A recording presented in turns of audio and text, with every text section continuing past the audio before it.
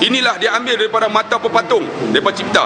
Manusia tengok, lalu mereka cipta. Dan mereka tengok labah-labah, manusia guna otak sebaik-baik kejadian ni. Mereka guna otak, tuan-tuan tengok, daripada labah-labah ini. Labah-labah ini, satu sarang labah-labah 3 kali pusing dunia. Tuan-tuan tengok, sarang labah-labah. Satu sarang labah tu 3 kali pusing dunia. Hebatnya labah-labah ni, tuan-tuan. Manusia tengok, kemudian mereka mengkaji. Nah tu, satu sarang labah-labah yang duduk dekat atas ciling tu 3 kali pusing dunia. Kemudian daripada sarang labah-labah tu, manusia mencipta satu bahan. Orang Jerman menjumpainya. Apa nama bahan itu? Bahan itu ialah namanya Kevlar. Ni Kevlar ni. Kevlar ini ialah bahan yang digunakan untuk kalis peluru. Mereka tengok daripada struktur sarang labah-labah. Jika ditembak dengan peluru berpandu, tak tembus. Nampak? Ditembak dengan peluru tak tembus daripada struktur sarang labah-labah yang mereka tengok. Nampak tuan-tuan tengok, tak tembus tu. Orang tengok sarang labah-labah aja, mereka mencipta satu bahan, nama dia Kevlar.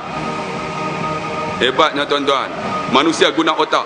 Kemudian mereka tengok pula, tuan-tuan tengok, mereka tengok satu lagi, nama dia ialah ikan lumba-lumba. Lalu mereka mencipta submarine, kapal selam, daripada ikan lumba-lumba. Tuan-tuan tengok tu, daripada ikan lumba-lumba tu mereka cipta submarine. Orang Jerman juga menjumpainya.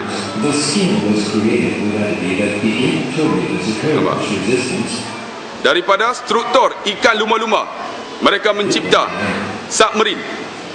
Nampak? Submarine tu kapal selam. Kapal selam ini diambil daripada struktur ikan lumba-lumba. Hebatnya otak manusia. Tu, daripada bentuk ikan lumba-lumba.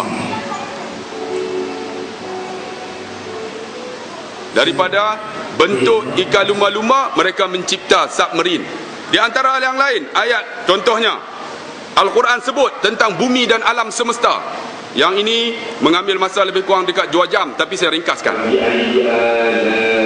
Ini bagaimana kejadian bumi dan dikait dengan Al-Quran. Contohnya ni, semua saya cepat-cepatkan. Semua ayat Quran yang menyebut tentang kejadian alam. Ini contohnya lohong hitam. Ini ayat Quran yang sebut.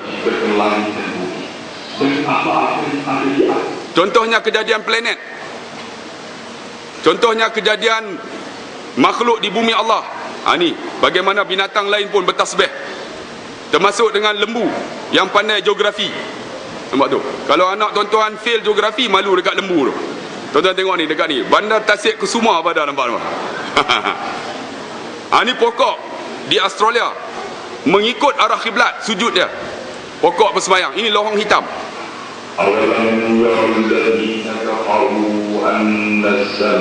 Ini kejadian lohong hitam. Ini kejadian asap disebut dalam Quran. Kejadian macam flower ni. Jadi kejadian planet semua disebut dalam Quran. Kejadian planet kita, sebenarnya planet kita ni disebut idz qala Yusuf li abiyabati inni ra'aitu ahada asyara, 11 bulan dan bintang. Kita sekarang jumpa sampai Pluto aja, yang ke-9. Sebenarnya ada 11, tuan-tuan. Baru ni lepas Pluto mereka jumpa satu lagi, nama dia Charon. Dan mungkin mereka akan jumpa satu lagi planet lepas Charon, yang ke-11. Sebab Quran sebut. Ini kejadian malam dan siang. Ini semua kejadian malam ni, siang. Ayat Quran sebut. Ni semua yang jadi di bumi kita ni disebut di dalam Quran. Contohnya jatuh asteroid. Dan diberitahu akan jatuh satu asteroid pada 2017. Asteroid itu sebesar bandar Washington. Kalaulah tak dapat, atmosfer kita tak dapat tapis, dia akan jatuh ke bumi, menyebabkan deep impact yang cukup hebat. Kalaulah jatuh, tak boleh kita tangkis dengan atmosfer kita, maka akan berlakunya goncangan bumi. Mungkin dia pergambarkan akan berlakunya kiamat. Tak pastilah tuan-tuan. Nampak? Ini teori Big Bang. Semua disebut dalam Quran. Saya tunjuk secara ringkas saja.